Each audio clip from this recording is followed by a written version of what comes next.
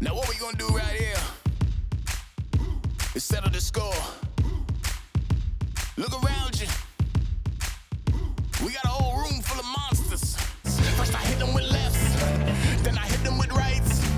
After all that I've been through, I gotta continue to cut through that bull with a knife. I can speak about comfort, I can speak about pain. You wanna come do this, study my movements, go opposite of the grain.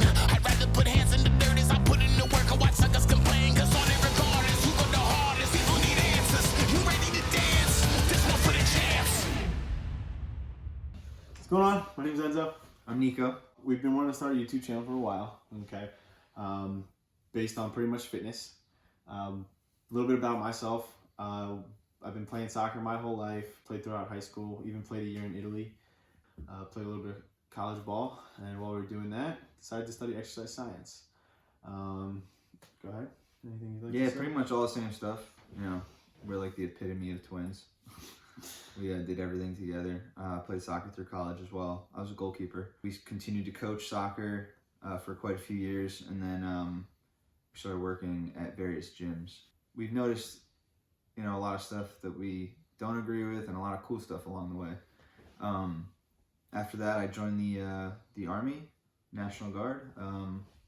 Actually just got home from a deployment, and I'm actually pretty pumped to start this channel with my twin brother. We were planning on releasing a lot of good content, whether it's workouts, how-tos, debunking a lot of stuff. Calling people out on their bullshit. Every now and then. That's going to be my favorite part. Alright. But yeah, that's what our channel is going to pretty much be about. Just to kind of kick it off today, we're just going to kind of chat about what we think about the industry, what's going on, just kind of the basics. It's getting pretty saturated lately. What with Instagram and YouTube and just gyms popping up everywhere. You know, it's getting very popular. It's getting very easy to become a trainer, quote unquote. But yeah, so one of the first things that we wanted to actually talk about was kind of how you should go about finding a good gym. Okay, so a little bit more about us is we both train at a gym called CrossFit Treehouse. We work out there and we train there. So I train a lot of clients there. I train the general classes, and I also write all the programming there. Right? It's a very comprehensive strength and conditioning program. You're gonna get your strength, you're gonna get your conditioning, you're gonna get the CrossFit methodology as well, high intensity work. But we wanted to kind of talk about what you should look for when trying to decide on a gym. It all really depends on, you know, what your goals are. Mm-hmm. Well, that's number one. What are your goals? That's the first thing. If you don't mind me asking you, someone who has been inactive for a couple of years, looking to get back at it, what things should they look for in a strength training gym? We're gonna stay away from conventional gyms, like a Retro or a Lifetime. Right. We want to talk more about the micro strength gyms that are all over the place. Okay. What are the first things that you think that people should look for when going to one of these gyms? Credentials. You know, the person, you know, running the class, maybe even the owner, you know, what's their background? You know, is it just a businessman who wanted to open up a gym? Doesn't really know what he's talking about. That happens, you know. Now what's their experience? Exactly. That's what I'm going to say next is they might have all the credentials in the book, but are they practicing what they preach? What's their experience? That's almost everything right there. Mm-hmm. You know, I'm not going to go somewhere where, you know, the person was sedentary most of their life and decided to get a degree. Right. Or they thought it would be cool to open a gym, and that's why they decided to do that. And that's not the answer you want. You want the answers like, I want to help people. The human body fascinates me. That's why I want to try to see what I can get out of everybody that walks through my doors. That's the type of attitude you want. And the next thing I would say to look for is how you feel comfort level wise. Like when you walk through the doors, do you feel comfortable? Do you feel attacked? Do you feel like this is a place where you can progress to a better person? You know, that's a big one. You know, yesterday, someone came into the gym I was working at, and the guy was like, I'm sold. Like I do a lot of things at the spur of the moment, but this is what I want to do because the level of comfort I feel here. And he was like, it's just the vibe here and the comfort I have talking to you guys. and that's what we want to promote. That's also huge. that's a really big one for you know, not to be sexist or anything, but for females, that's a big accommodation that they want to feel safe in a gym. They don't want to feel like they're being gawked at every 5 minutes. Or attacked at all. Some people just want to go to the gym and work out and feel comfortable there. They don't want to feel like there's all eyes on them and that they're being judged. Right. So that is a huge aspect. Comfort level is big. So I'd say credentials, what the experience is of the trainers or the owner, and your comfort level. Those are 3 big things. You're walking into that gym completely vulnerable. You're saying, I need help with my fitness, so the trainer should be able to accommodate. They should be able to make you feel comfortable enough, but also push you at the same time to become a better version of yourself.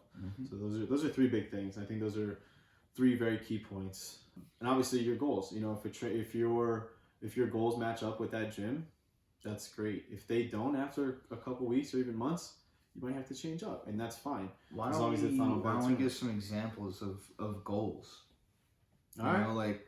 Like if you're the cool part about the gym that we train out of, we got a lot of different people there.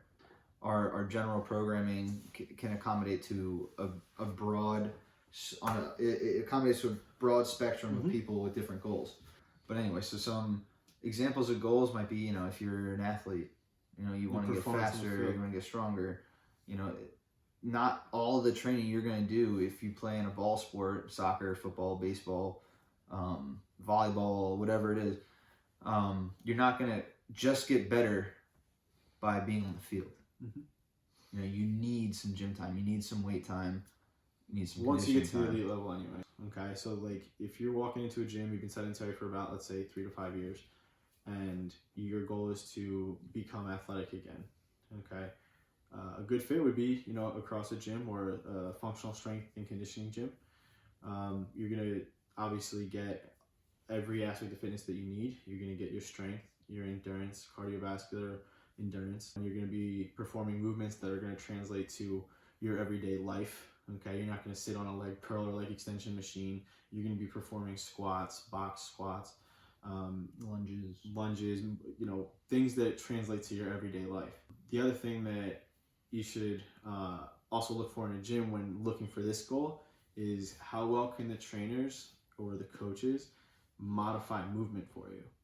So if you're in there, you've been sedentary for 3 to 5 years, you've packed on a little bit of weight, and you go into a gym and they're forcing you to squat below parallel right off the bat, your heels are coming off the ground, your chest is dropping, but they're not modifying for you, that's the wrong gym. If they supply a bench or a box for you to squat to and analyzing your body mechanics, that's the right gym for you. There's goals, and there's how your trainers or coaches can reach those goals. All right, you take away that box after 3 months, you're squatting below parallel with proper mechanics, you've gotten stronger. That's progression, and that's what you should be looking for in the gym. I'll tell you about some goals that I've come across this year. People are getting back into the gym now, especially where we are in New Jersey. The civil service test just happened in November. People are getting worried now about the academy, or getting through the physical fitness tests. So those are more specific goals. I got to run 1.5 miles in under 12 minutes. A CrossFit or a traditional strength and conditioning gym is probably going to be what you're looking for, right? That's going to get you faster. It's going to get you stronger. It's going to give you more muscular and cardiovascular endurance. But even with those goals, you're going to be looking for the same things that we just talked about in a gym. The experience, the credentials, comfort level. The comfort level at that point, with goals like that might go out the window a little bit. You're going to want to be out of your comfort zone a little bit, because that's on those kind of jobs. That's tapping into mindset. And that's once you get that's a big along, thing. Yeah. So that's something else we're going to talk about on this show is, the mind, the where your head is. Mental for toughness. There's nothing better than being mentally prepared. Physically prepared is key, and there's definitive steps to reach the physical goals, but the mental goals, that's tough. Some people might even say that's tougher, but we'll tap into that another time. So yeah, those are some other goals, that I've come across. I got some friends that want to go to Ranger School. I got some friends that, want to go to Air Assault or Airborne. There's all these things that you want to prepare for. I have another buddy getting ready to become a Raider, Marine Corps Raider. So, You know, So those are very physical high end. job-related goals. They're Goals, not. They're yeah. not only training to look good or perform well. They're training to stay alive. So those are big goals. And that being part of his background, he's capable of helping people reach those goals. Majority of the time, the people are going to come into the gym, or any gym for that matter, because they want to look good. So we're talking physique, aesthetics. Those are a whole other set of goals. And majority of the time, it's not even the gym that's going to get you there. It's your own discipline in your nutrition, the kitchen. Gotta get away from that fried chicken. So you got to stay away from Put certain it on a damn things grill. outside of the gym that are going to help you get there. But there's also another whole methodology of training when it comes to, say, bodybuilding or physique or anything for that. Any aesthetically pleasing build that you want to attain. It might be more body part splits, like the quote unquote bro splits. The cool thing about, in my opinion, about training for performance, the aesthetics kind of come along with the performance eventually, you know. But yeah, those are just some of the goals that we've come across in the industry. You know, they want to lose weight and look good. They want to perform better. They want to stay alive. Those are some key goals that we've come across, and we'll probably end up talking about on this show. Yeah, so. and we also, we have the experience of actually helping people obtain those goals. We've got the credentials, we've got the experience, and what we're doing is we're training athletes on the daily, how to move better, perform better, and all that kind of stuff. So we have that kind of experience, and we've got the credentials. We both went to William Patterson University, got our bachelor's degree in exercise science, exercise physiology, and we've been in the gym for a very long time now. So we know what's right. We know what's wrong. We know a thing or two, and we're still learning. That's the key part. You know, that's the other thing, man. Is I think that all the jokes out there, right? They think that they know all. They think that they're. But the key is perfect. To keep learning. That continued education is the most important thing out there for any field, not even just the fitness industry. Pick up a book. It's important to revert back to notes, back to textbooks. To constantly be learning, reaching out to other professionals that have the same credentials or similar experiences. Or higher. I'm always reaching out to people that I either learned under, trained under, asking them for advice, and I encourage other trainers that might be just getting into the field to reach out to me as well.